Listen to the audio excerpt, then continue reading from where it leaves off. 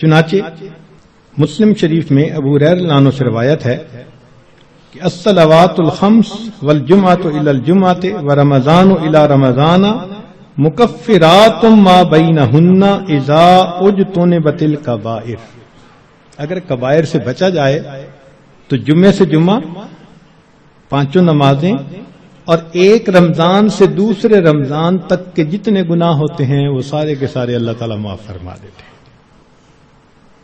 چنانچہ کنز العمال میں لکھا ہے کہ اذا سلمت الجمعۃ سلمت الایام. جمعہ اگر اچھے انداز سے کسی نے گزار لیا تو باقی دن بھی اس کے اچھے گزر جائیں گے. وَإِذَا سَلِمَ رَمَضَانُ سَلِمَتِ السَّنَةُ.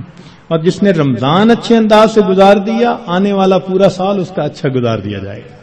امام ربانی مجدد ثانی رحمۃ اللہ علیہ اپنے مکتوبات میں فرماتے ہیں کہ یہ رمضان کا مہینہ آنے والے سال کا ایک نمونہ ہوتا ہے.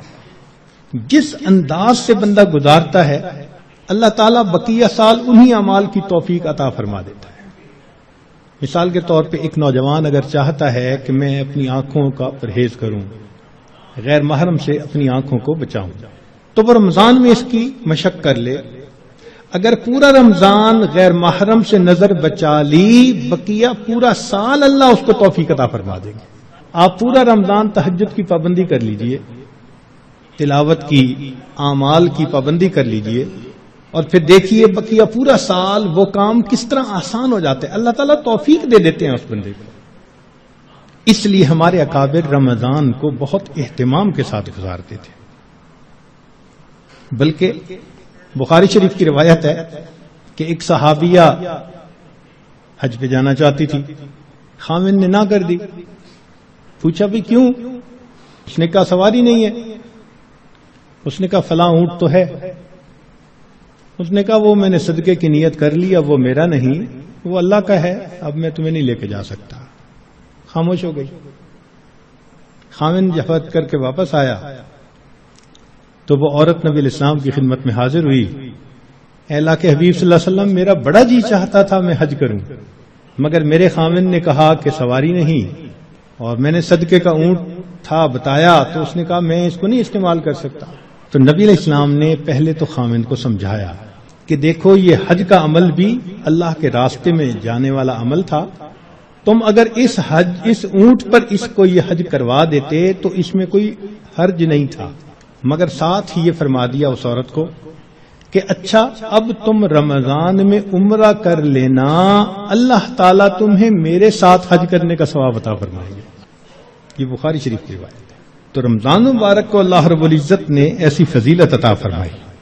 چنانچہ کنز العمال میں ہے کہ اذا کان اول لیلۃ من شہر رمضان صفدت الشیاطین ومردت الجن، کہ جب رمضان کی پہلی رات آتی ہے تو شیاطین، سرکش جن، ان کو قید کر دیا جاتا ہے، باندھ دیا جاتا ہے. خبردار میرے پیارے حبیب صلی اللہ علیہ وسلم کے امتیوں کے روزوں کو تم خراب نہ کر سکو، تو شیاطین کو باندھ دیا جاتا ہے. وغلقت ابواب النار فلم یفتح منہا باب، جہنم کے سارے دروازے بند کر دیے جاتے ہیں، پورا رمضان بند رہتے ہیں. وفتحت ابواب الجنت فلم یغلق منہا باب، اور جنت کے سارے دروازے کھول دیے جاتے ہیں اور ان دروازوں کو پورا مہینہ بند نہیں کیا جاتا. سبحان اللہ. اللہ رب العزت اس مہینے میں جنت کی سیل لگاتے ہیں. وَيُنَادِي مُنَادٍ كُلَّ لَيْلَةٍ، اور ایک ندا دینے والا فرشتہ ہر رات یہ ندا دیتا ہے، یا باغی الخیر اقبل، اے نیکی کے متلاشی آگے بڑھ. ابتغاء سے ہے یہ لفظ باغی الخیر. وَيَا بَاغِيَ الشَّرِّ اقصر، اے برائی کے تلاش کرنے والے تھم جا، رک جا.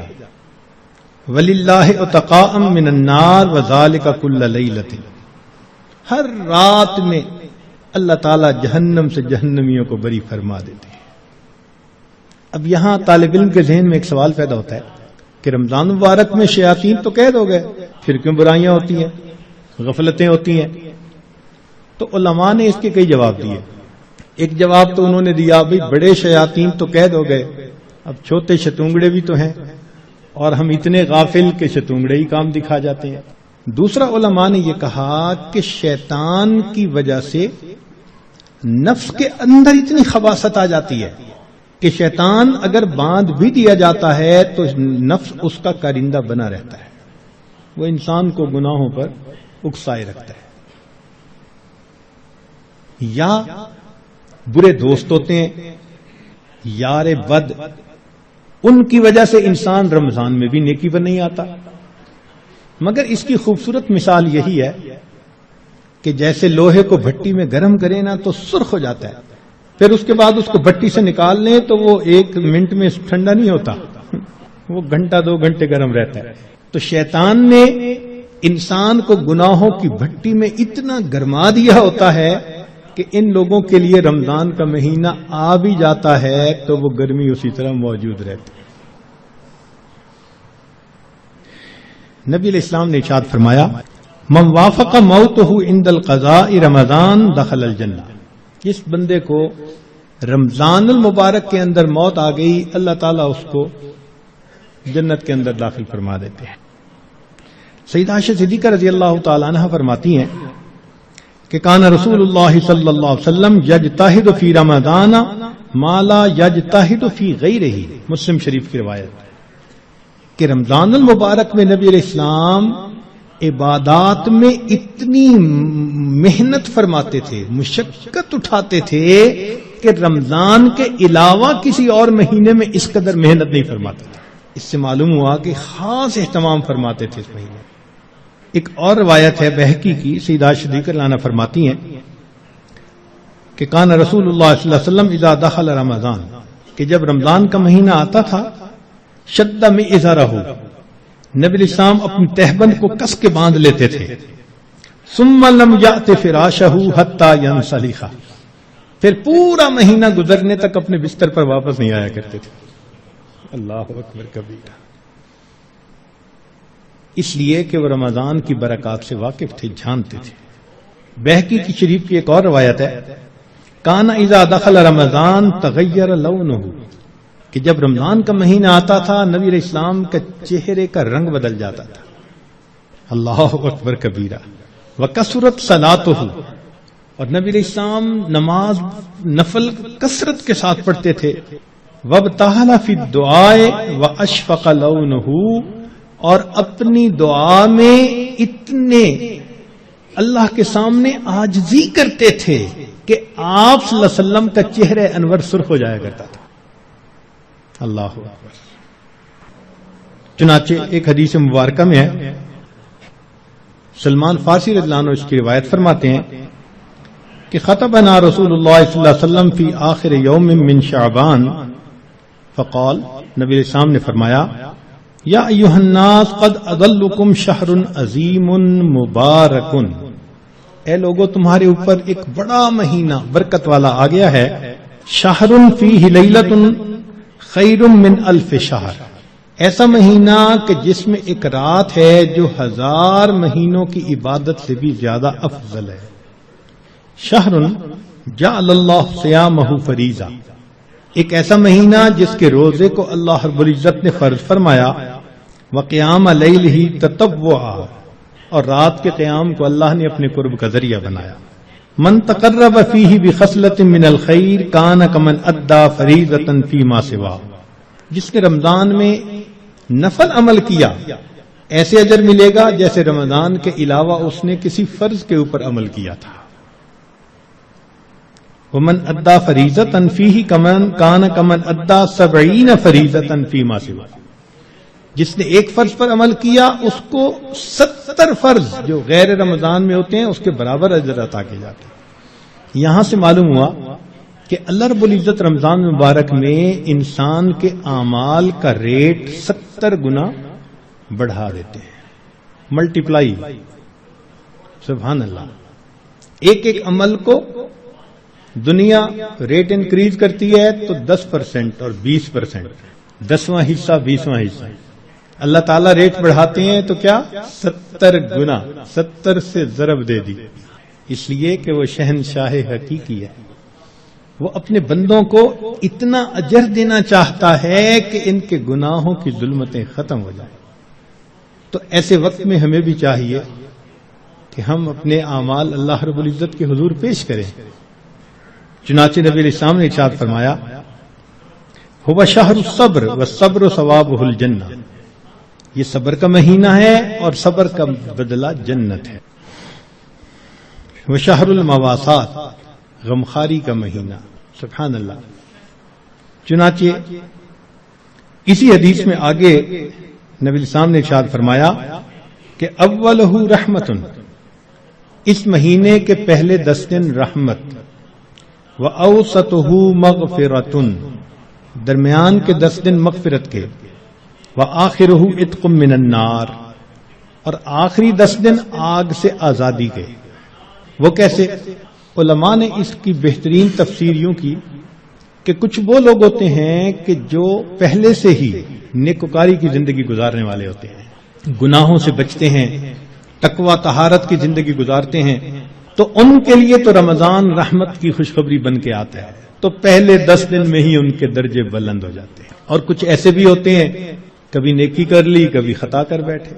تو ایسے لوگ جب رمضان کے پہلے 10 دن گزار لیتے ہیں تو اس میں ان کے جو گناہوں کی ظلمت ہوتی ہے اس کو اللہ تعالیٰ ختم کر دیتے ہیں.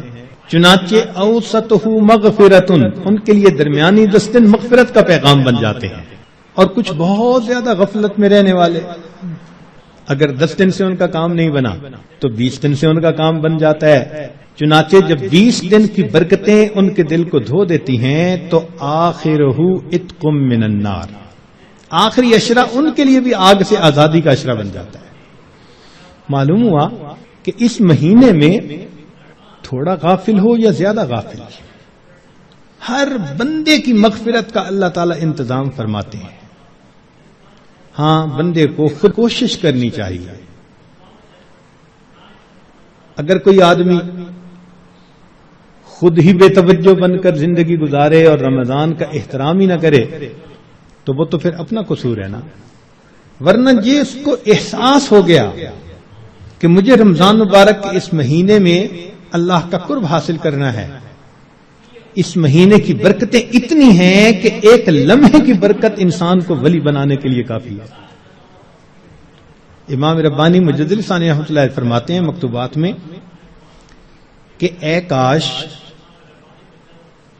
پورے سال کی برکتوں کو رمضان المبارک کی برکتوں کے ساتھ وہ نسبت ہوتی جو ایک دریا کو سمندر کے ساتھ ہوتی ہے، مگر وہ بھی نہیں ہے. اس مہینے کی برکتیں اتنی زیادہ ہیں، اللہ اکبر کبیرہ. چنانچہ نبی علیہ السلام نے ارشاد فرمایا کہ وَاسْتَكْثِرُوا فِيهِ مِنْ 4 خصال، 4 اعمال اس مہینے میں زیادہ کرو. خصلتین ترضون بہما ربکم وخصلتین لا غنیٰ بکم عنہما، 2 عمل تو ایسے ہیں کہ جن سے تم اپنے رب کو راضی کرو،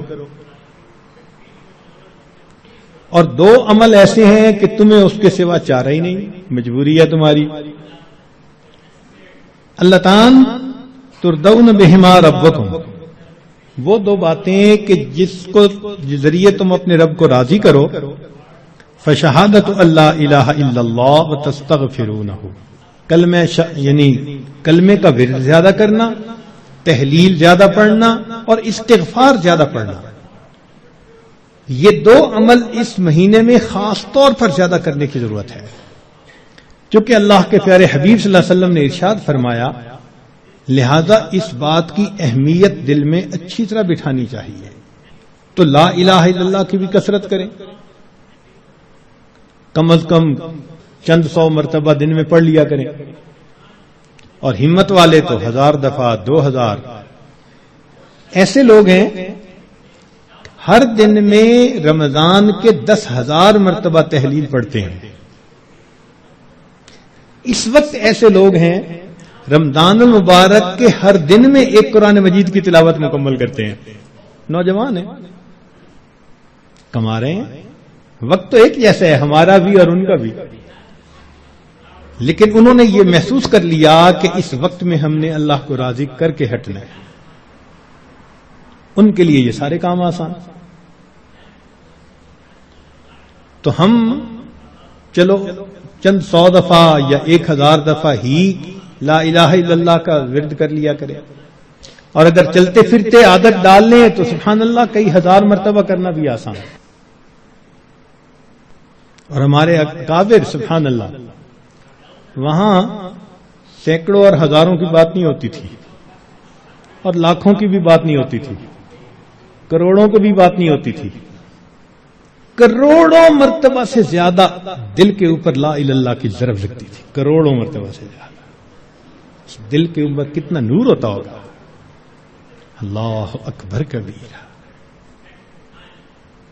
اور استغفار کی کثرت کریں. اور 2 چیزیں جس کی ہمیں ضرورت ہے، ایک اللہ رب العزت سے جنت مانگیں اور جہنم سے اللہ تعالی سے پناہ مانگیں. تو اس مہینے میں یہ دعا مانگنی چاہیے، اللہم انی اسألک الجنہ وَأَعُوذُ بِكَ مِنَ النَّارِ. اے اللہ میں جنت کا سوال کرتا ہوں اور جہنم سے اے اللہ میں پناہ مانگتا ہوں. چنانچہ رمضان مبارک کا اکرام کیسے کیا جائے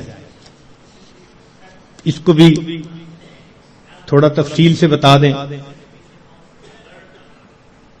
جو احترام کرنے والے ہیں وہ تو رمضان سے 2 مہینے پہلے سے ہی دعائیں مانگنی شروع کر دیتے ہیں. رمضان سے پہلے ہی گناہوں کو توبہ کر کے باطن کا غسل کر لیتے ہیں اور پھر رمضان خوب اچھے انداز سے گزارتے ہیں. لیکن اب آخری عشرہ رہ گیا. اس آخری عشرے میں ہم گناہوں سے اس طرح بچیں جیسے احرام کی حالت میں حاجی محرم گناہوں سے بچا کرتا ہے. جو لوگ حج پر گئے ہیں نا، عمرہ پر، ان کو اچھی طرح اندازہ ہے کہ جب احرام باندھ لیتا ہے تو بالکل کیفیت ہی اور ہو جاتی ہے. پھر جنایات سے بہت بچنے کی کوشش ہوتی ہے. ہر وقت یہ احساس رہتا ہے میں محرم ہوں، احرام باندھا ہوا ہے. بالکل رمضان گزارتے ہوئے وہی کیفیت ہو، انا صائم، میں روزہ دار ہوں، رمضان کا مہینہ ہے، مجھے اس میں کوئی گناہ نہیں کرنا. چلتے پھرتے لا الہ الا اللہ کا ورد رکھیں اور کبھی کبھی پورا کلمہ بھی پڑھیں، لا الہ الا اللہ محمد الرسول اللہ. جتنا ممکن ہو سکے قرآن مجید کی تلاوت کریں، حتیٰ کہ 2-3 منٹ بھی اگر خالی ہیں تو اس کو خالی نہ گزرنے دیں. قرآن پاک دیکھ کر پڑھ لیں، اور اگر قرآن پاک پاس نہیں یا وضو نہیں تو جو صورتیں یاد ہیں کم از کم وہی پڑھ لیں. حسب استطاعت رمضان مبارک میں صدقہ و خیرات زیادہ کریں. سیدہ عائشہ صدیقہ رضی اللہ عنہا فرماتی ہیں کہ نبی علیہ الصلوۃ والسلام رمضان مبارک میں اپنے دونوں ہاتھ صدقے کے لیے کھول دیا کرتے تھے. جیسے تیز ہوا چلتی ہے اس طرح نبی علیہ الصلوۃ والسلام صدقہ، پانی اللہ کے راہ پانی کی طرح پیسہ بہا دیتے تھے. تو صدقہ و خیرات زیادہ کرنا. وعظ و نصیحت کی محفل میں روز بیٹھیں، کہیں فجر کے بعد ہوتی ہے، کہیں تراویح کے بعد ہوتی ہے، اور آخری عشرے کا سنت اعتکاف اگر نصیب ہو تو سبحان اللہ. معتکف کی حالت ایسی ہی ہوتی ہے کہ جیسے کسی کو منانے کے لیے اس کے دروازے کی چوکھٹ کو پکڑ کے بیٹھ جائے. اگر تو در نہ کھولے گا تو میں بھی در نہ چھوڑوں گا. بس نیت کر لے کہ اے رب کریم آپ کو مجھے منا کے اٹھنا ہے. واقعی دیکھا ہم نے محبت میں ایسے ہوتا ہے، اگر کبھی کوئی محبوب ناراض ہو لوگ قدموں میں بیٹھ جاتے ہیں. بیٹے سے باپ خفا ہو آپ کے قدموں میں بیٹھ جاتے ہیں، ابو جب تک آپ راضی نہیں ہوں گے میں قدموں میں سے نہیں اٹھوں گا. سبحان اللہ. یہی مومن کا حال ہونا چاہیے. اے کریم تیرے در پر آ کر بیٹھ گئے ہیں،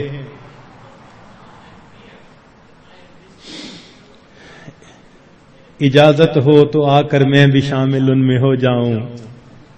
سنا ہے کل تیرے در پر ہجوم عاشقاں ہوگا. عشق و محبت والے 10 دن فارغ کرتے ہیں اللہ کے سامنے، دن رات عبادت میں گزارنے کی کوشش کرتے ہیں، اور دعاؤں میں پھر انسان خوب عاجزی اور زاری کرے۔ اس طرح رمضان مبارک کی قدردانی کیجیے۔